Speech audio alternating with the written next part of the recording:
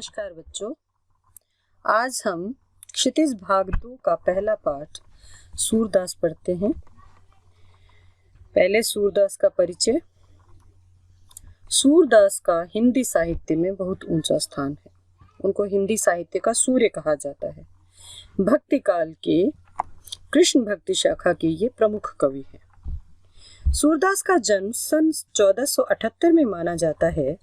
एक मान्यता के अनुसार उनका जन्म मथुरा के निकट रोनकता या रेणुका क्षेत्र में हुआ, जबकि दूसरी मान्यता के अनुसार उनका जन्म दिल्ली के पास सीही माना जाता है। महाप्रभु वल्लभाचार्य के शिष्य सूरदास अष्टछाप के कवियों में सर्वाधिक प्रसिद्ध हैं। वे मथुरा और वृंदावन के बीच गऊ घाट पर रहते थे और श्रीनाथ जी के मंदिर में भजन कीर्तन करते थे। सन 1583 में पारसौली में उनका निधन हुआ। उनके 3 ग्रंथों सूर सागर, साहित्य लहरी और सूर सारावली में सूर सागर ही सर्वाधिक लोकप्रिय हुआ। खेती और पशुपालन वाले भारतीय समाज का दैनिक अंतरंग चित्त और मनुष्य की स्वाभाविक वृत्तियों का चित्रण सूर की कविता में मिलता है। सूर वात्सल्य और श्रृंगार के श्रेष्ठ कवि माने जाते हैं। कृष्ण और गोपियों का प्रेम सहज मानवीय प्रेम की प्रतिष्ठा करता है। सूर ने मानव प्रेम की गौरव गाथा के माध्यम से सामान्य मनुष्यों को हीनता के बोझ से मुक्त किया और उनमें जीने की ललक पैदा की। उनकी कविता में ब्रज भाषा का निखरा हुआ रूप है। वह चली आ रही लोक गीतों की परंपरा की ही श्रेष्ठ कड़ी है। अब हम कविता का परिचय ले लेते हैं। जो 4 पद हम पढ़ने जा रहे हैं उनका क्या विषय है, उनमें क्या है, इसके बारे में हम जानते हैं। यहाँ सूर सागर के भ्रमर गीत से 4 पद लिए गए हैं। कृष्ण ने मथुरा जाने के बाद स्वयं न लौटकर उद्धव के जरिए गोपियों के पास संदेश भेजा था। उद्धव ने निर्गुण ब्रह्म एवं योग का उपदेश देकर गोपियों की विरह वेदना को शांत करने का प्रयास किया। गोपियां ज्ञान मार्ग की बजाय प्रेम मार्ग को पसंद करती थीं। इस कारण उन्हें उद्धव का शुष्क संदेश पसंद नहीं आया। तभी वहां एक भौरा आ पहुंचा। यहीं से भ्रमर गीत का प्रारंभ होता है। गोपियों ने भ्रमर के बहाने उद्धव पर व्यंग्य बाण छोड़े।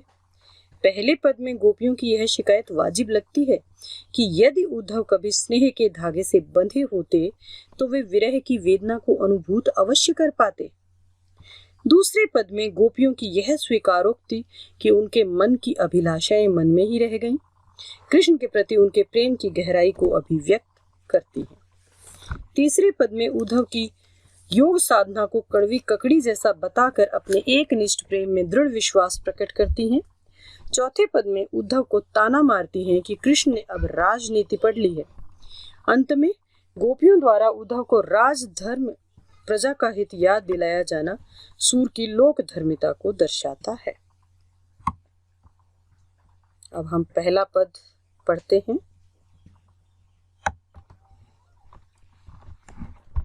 कृष्ण के प्रेम में गोपियां पूरी तरह से मग्न थी।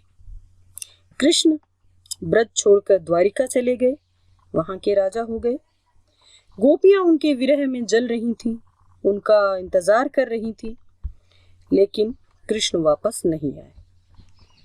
उल्टा उन्होंने उद्धव नाम के एक व्यक्ति को योग का संदेश देने के लिए गोपियों के पास भेजा।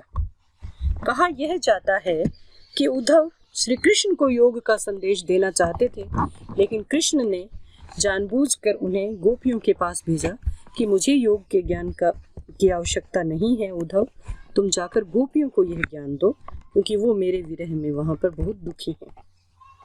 शायद कृष्ण चाहते थे कि वो स्वयं ना कहकर गोपियों के माध्यम से ही उन्हें बता सकें कि योग की बजाय या निर्गुण ज्ञान के बजाय सगुण ज्ञान या प्रेम का मार्ग जो है वो ज्यादा अच्छा है, श्रेष्ठ है।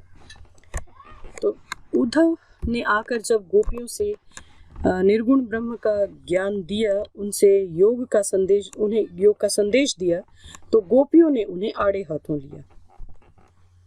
उन्होंने अलग अलग तरीकों से अपनी बात को कहा और उद्धव द्वारा दिए गए ज्ञान को सिरे से खारिज कर दिया। पहला पद हम पढ़ते हैं जिसमें वो उद्धव को व्यंग्य से कहती हैं कि तुम तो बहुत भाग्यशाली हो जो कभी प्रेम में नहीं पड़े। जो प्रेम में पड़ता है वही प्रेम के दुख को या प्रेम के कष्ट को समझ सकता है। तुम अच्छे हो जो तुमने कभी जीवन में प्रेम नहीं किया। लेकिन असल में यह बात वो व्यंग्य में कह रही हैं। गोपियों का जो उद्देश्य है कहने का वो ये है कि उद्धव वास्तव में बड़े ही दुर्भाग्यशाली हैं कि उन्होंने कभी जीवन में प्रेम ही नहीं किया। चलिए पढ़ते हैं। उद्धव तुम हो अति बड़भागी, अपरस रहत स्नेह तगाते, नाहिन मन अनुरागी, पुरे निपात रहत जल भीतर, तारस देह न दागी, जो जल माह तेल की गागरी, बूंद न ताकों लागी, प्रीति नदी में पाँव न बोर्यो, दृष्टि न रूप परागी, सूरदास अबला हम भोरी, गुर चांटी जो पागी। बच्चों, भाषा आपके लिए थोड़ी नई है तो ऐसे में मैं चाहूंगी कि पहले आप शब्दार्थ जान लें। जो नए शब्द आपके लिए हैं मैं वो बता देती हूँ ताकि आप कविता को ज्यादा अच्छी तरह से समझ सकें।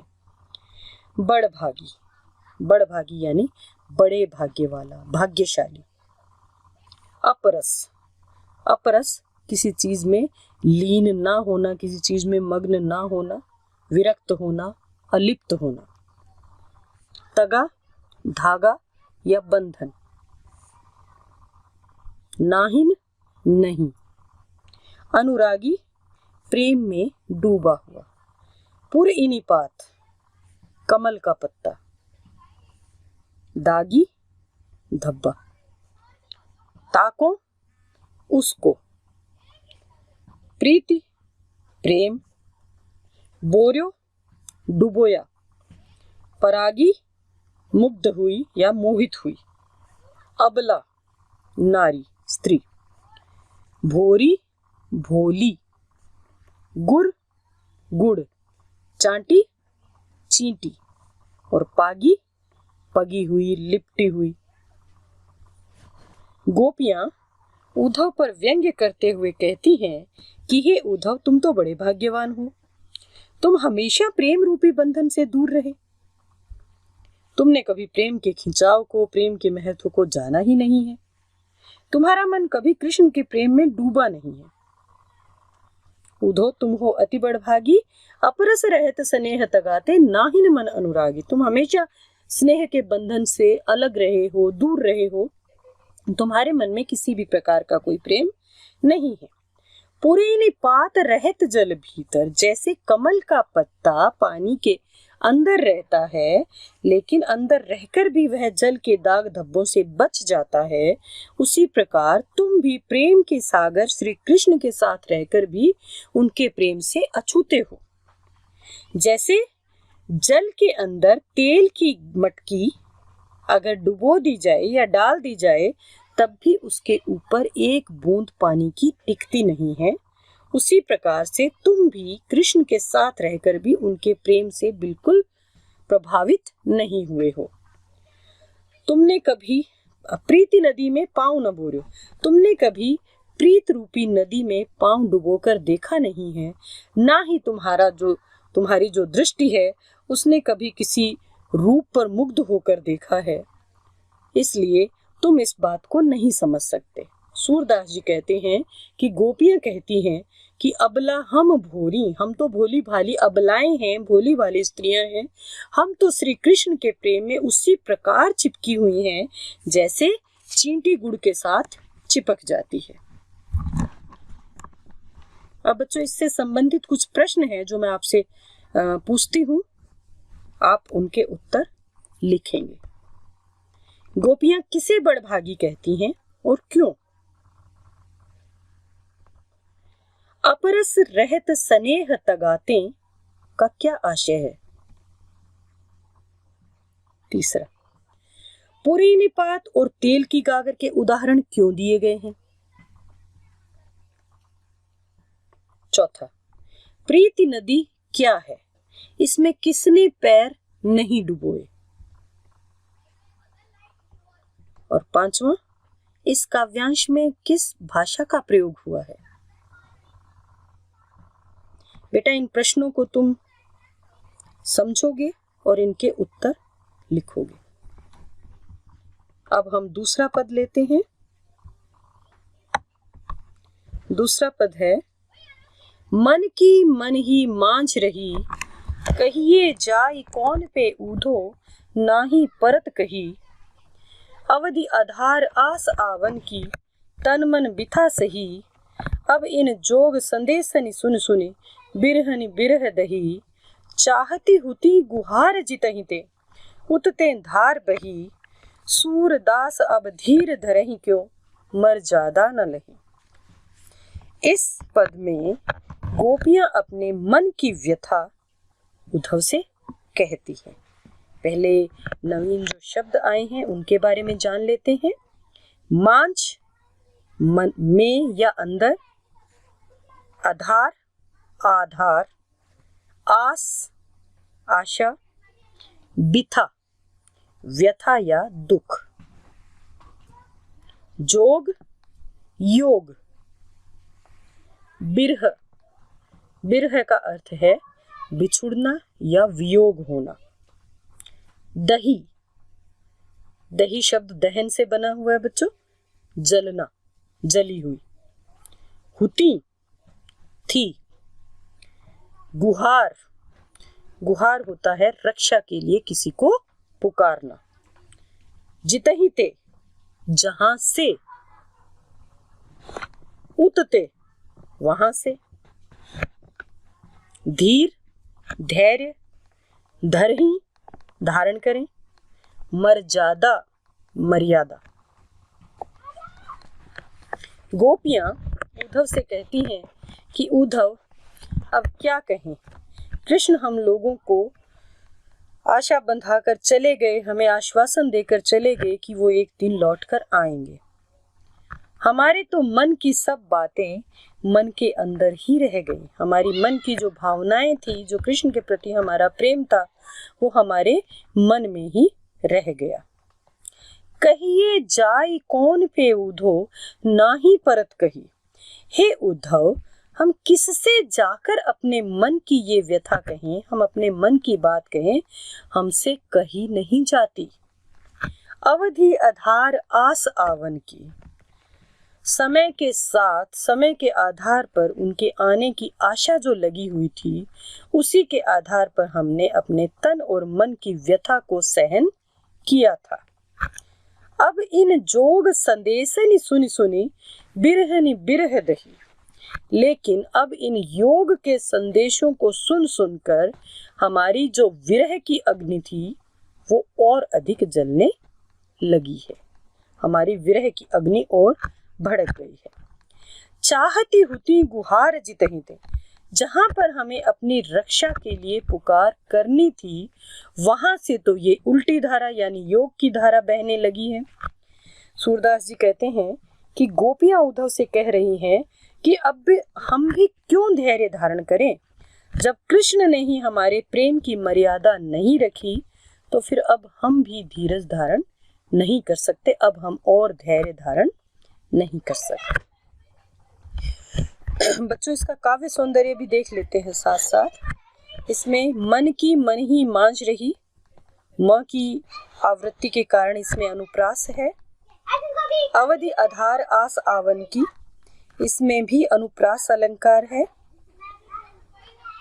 संदेशनि सुनी सुनी, सुनी सुनी, सुनी सुनी में पुनरुक्ति है। बिरहनि बिरह दही, बिरहनि बिरह में अनुप्रास है। धीर धरहि में भी अनुप्रास है। भाषा ब्रज है। अब इससे संबंधित कुछ प्रश्न मैं आपसे पूछती हूँ, आप ध्यान से सुनेंगे और जवाब देंगे। किसके मन में मन की बात रह गई थी और क्यों रह गई थी? किसके मन की बात उनके मन में रह गई और क्यों रह गई थी? दूसरा प्रश्न, गोपियां क्या व्यथा सह रही थी और किसके बल पर सह रही थी? तीसरा प्रश्न, गोपियों की विरह अग्नि और भी अधिक क्यों जलने लगी, क्यों दग्ध हो रही थी। चौथा प्रश्न, इन पंक्तियों में से अनुप्रास अलंकार के कोई 2 उदाहरण छांट कर लिखिए। और पांचवा प्रश्न, गोपियों को रक्षा की उम्मीद कहां से थी, पर उन्हें क्या मिला।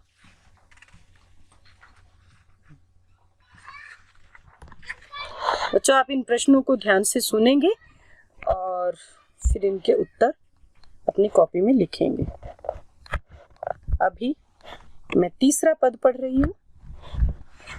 हमारे हरि हारिल की लकड़ी। गोपियां उद्धव से कहती हैं कि उनका कृष्ण के प्रति जो प्रेम है वो दृढ़ है और हमेशा बना रहेगा। कोई भी योग की बातें या किसी भी तरह के ज्ञान की बातें हमें अपने इस मार्ग से विचलित नहीं कर सकती। और इसके लिए उन्होंने हारिल नामक एक पक्षी का उदाहरण दिया। बच्चों, हारिल एक ऐसा पक्षी होता है कि जो एक बार किसी लकड़ी को कसकर पकड़ ले तो उसको छोड़ता नहीं है।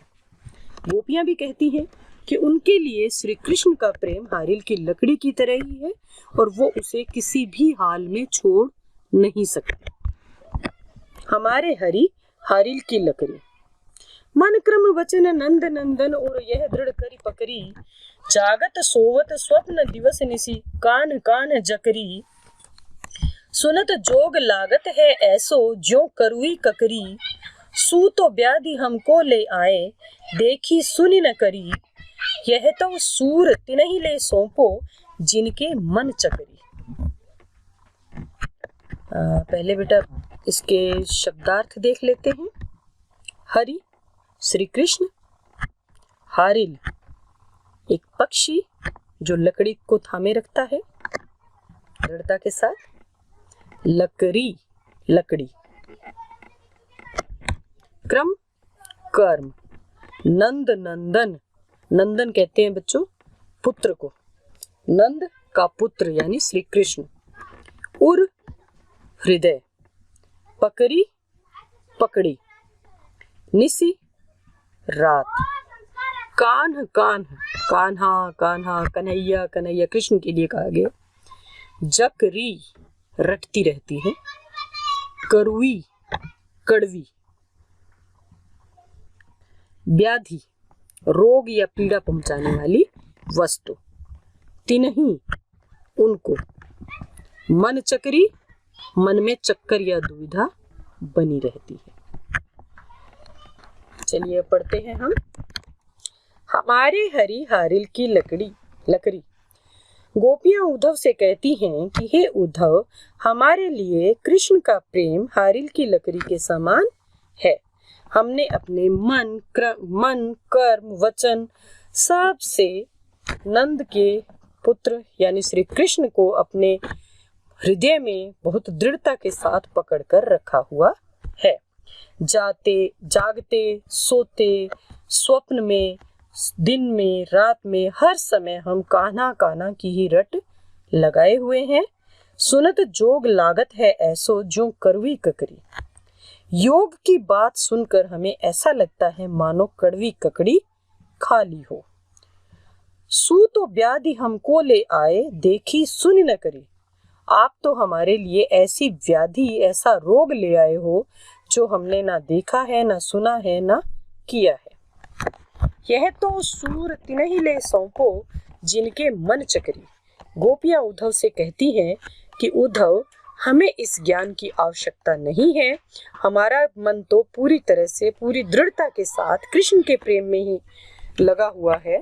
आप तो यह ज्ञान उन लोगों को दो जिनके मन स्थिर नहीं है, जिनके मन में हमेशा चक्कर लगा रहता है। वो यहाँ अप्रत्यक्ष रूप से श्री कृष्ण पर व्यंग्य कर रही हैं, जो कभी प्रेम की बातें किया करते थे और आज जिन्होंने उनके लिए योग का संदेश भेजा है। गोपियां कहती हैं कि कृष्ण ने अपना मन बदल लिया है, आप उन्हीं को जाकर ये योग का ज्ञान दो। हमें इसकी आवश्यकता नहीं है, क्योंकि हमने तो श्री कृष्ण के प्रेम को ही अपना सर्वस्व मान लिया है। हमने तो दृढ़ता के साथ उसे ही पकड़कर रखा है। अब बच्चों इसके अलंकार देखते हैं। हमारे हरि हारिल की लकड़ी, पहली ही लाइन में अनुप्रास है, नंद नंदन अनुप्रास ही है, करुई ककरी अनुप्रास, कान्ह कान्ह पुनरुक्ति। अब बच्चों इससे संबंधित प्रश्न मैं आपसे पूछती हूँ। पहला प्रश्न, गोपियां कृष्ण को हारिल की लकड़ी क्यों कहती हैं? दूसरा, गोपियों को योग कैसा लगता है और वस्तुतः उसकी आवश्यकता कैसे लोगों को है? योग की आवश्यकता कैसे लोगों को है? तीसरा प्रश्न है, मन चक्री का अभिप्राय स्पष्ट कीजिए। मन चक्री का क्या अर्थ है, ये आप स्पष्ट करोगे। बच्चों इसके भी तीनों प्रश्न आप अच्छे से समझिए और इसको लिखोगे। अभी हम चौथा पद पढ़ते हैं, जिसमें श्री कृष्ण पर गोपियां व्यंग्य करती हैं और साथ ही ये भी कहती हैं कि कृष्ण तो अब राजनेता हो गए हैं, तो ऐसे में वो हम लोगों को भूल गए हैं। साथ ही वो प्रजा के प्रति किसी भी राजा का क्या कर्तव्य होता है उसकी याद भी दिलाती है। पहले हम पद पढ़ते हैं। हरि है राजनीति पढ़ी आए, समझी बात कहत मधुकर के, समाचार सब पाए। एक अति चतुर हुते पहले ही, अब गुरु ग्रंथ पढ़ाए। बड़ी बुद्धि जानी जो उनकी, जोग संदेश पठाए। ऊधो भले लोग आगे के, परहित डोलत धाये। अब अपने मन फेर पाई हैं, चलत जो हुते चुराए। ते क्यों अनीति करें आपुन, जे और अनीति छुड़ाएं। राज धर्म तो यही सूर, जो प्रजा न जाहि सताए। बेटा पहले जो नवीन शब्द इसमें आए हैं उनको देख लेते हैं हम लोग। पढ़ी आए यानी सीख आए, मधुकर भंवरा या भ्रमर, हुते थे, पठाए भेजे, आगे के पहले के, परहित दूसरों की भलाई, डोलत धाये भागे फिरते थे, धाये भागने के अर्थ में आता है। फेर पाइए हम वापस ले लेंगे, फिर से ले लेंगे। अनीति अन्याय, आपुन स्वयं खुद, जाहि सताए सताए जाएं। अब हम इसका सरलार्थ करते हैं, व्याख्या करते हैं। गोपियां उद्धव से कहती हैं कि हे उद्धव, अब कृष्ण को कुछ भी कहने का लाभ नहीं है, क्योंकि हरि ने अब राजनीति पढ़ ली है। बच्चों राजनेता हमेशा से ही ऐसे ही रहे हैं, वो आश्वासन देते हैं और देकर भूल जाते हैं। यहाँ राजनीति पर व्यंग्य किया गया है, वो कृष्ण के लिए कह रही हैं कि कृष्ण ने अब राजनीति पढ़ ली है।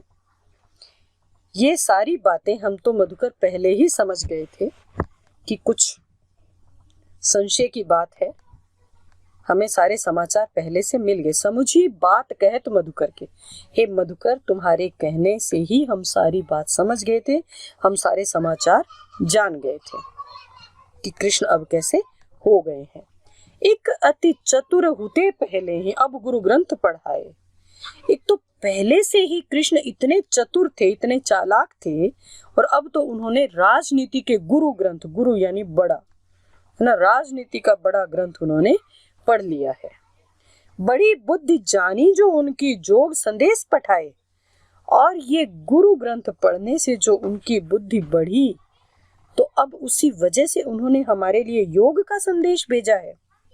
उद्धव भले होते लोग भले लोग आगे के, परहित डोलत धाये। उद्धव पहले के लोग ही भले हुआ करते थे, जो दूसरों के हित के लिए, दूसरों की भलाई के लिए दौड़े फिरते थे। अब अपने मन फेर पाई हैं, चलत जो होते चुराए। अब हम अपने मन को दोबारा पाना चाहते हैं, जिसको चलते हुए श्री कृष्ण चुरा कर ले गए थे। ते क्यों अनीति करे आपुन, जे और अनीति छुड़ाए। वो लोग स्वयं अन्याय क्यों करते हैं जो दूसरों को अन्याय से छुड़वाते हैं?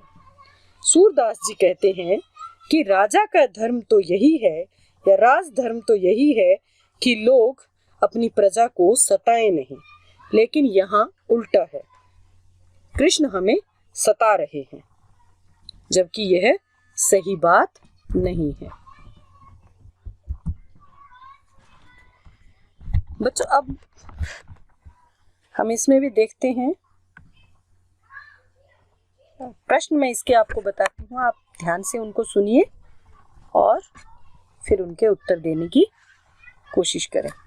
पहला प्रश्न, गोपियों ने यह क्यों कहा कि हरि अब राजनीति के प्रकांड पंडित हो गए हैं?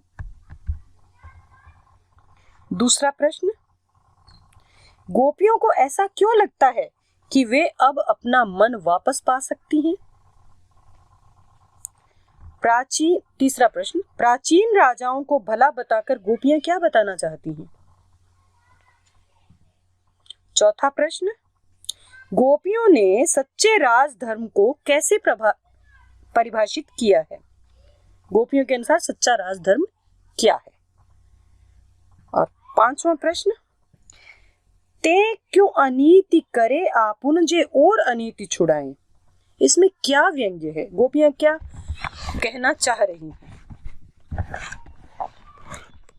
बच्चों, इन प्रश्नों को भी ध्यान से आप सुनेंगे, समझेंगे और इनको लिखेंगे। किसी भी तरह का कोई संशय हो तो आप मुझसे पूछ सकते हैं। धन्यवाद।